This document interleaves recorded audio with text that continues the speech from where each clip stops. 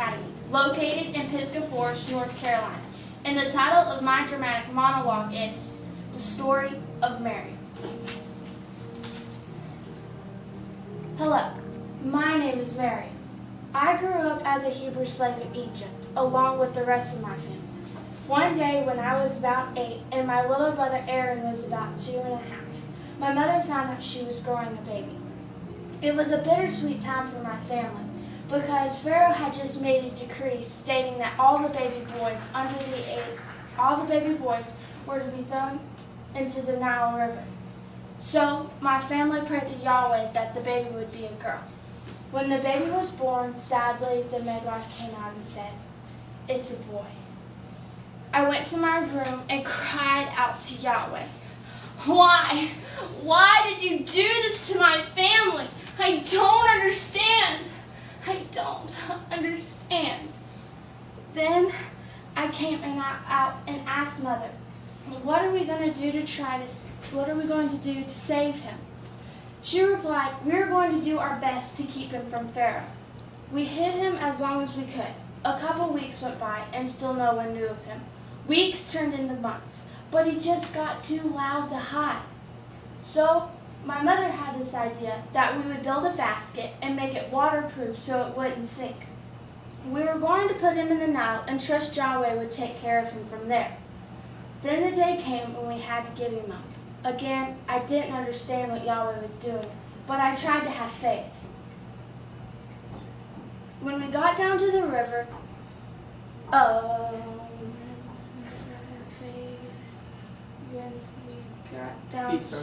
When he got down to the river, he started to cry. Mother picked him up and sang him a song to put him to sleep.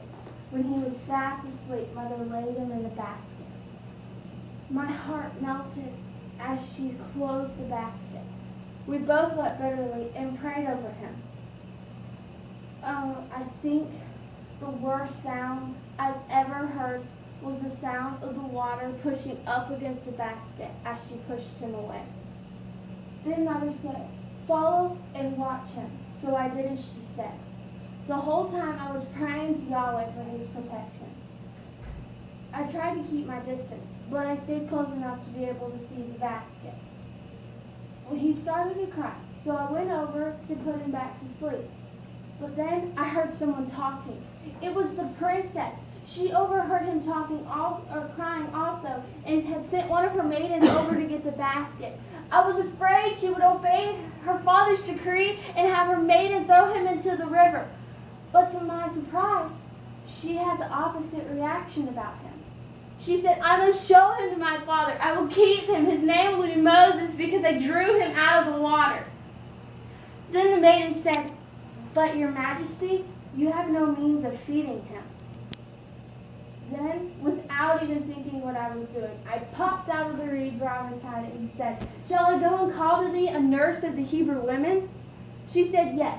So I ran and told Mother that she had found him and that she needed someone to take care of him. Well, when we got back down to the river, I introduced Mother to her and said, "Your Majesty, this is a Hebrew mother who is nursing. Her name is Jochebed." Mother bowed in honor and said, "Thank you for this opportunity to watch over him for you." The princess said, "Take this child away and nurse him for me, and I will give thee wages for your work." At that, we took my brother home. We got down on our knees and thanked Yahweh for saving him. Over the years, we got to teach Moses about Yahweh, the living God. We also taught him that my parents were his parents, and that the princess wanted to raise him as her own son. When he was weaned, he was to go live in the palace. My heart melted as he left.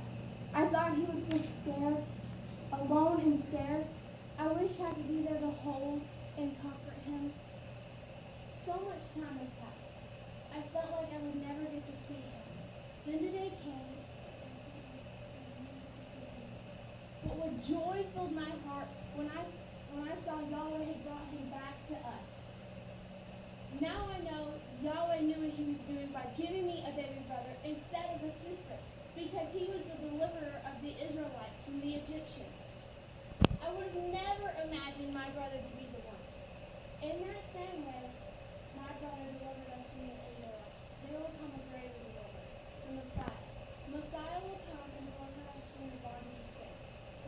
ceremony will come, but when he does come, would you accept him?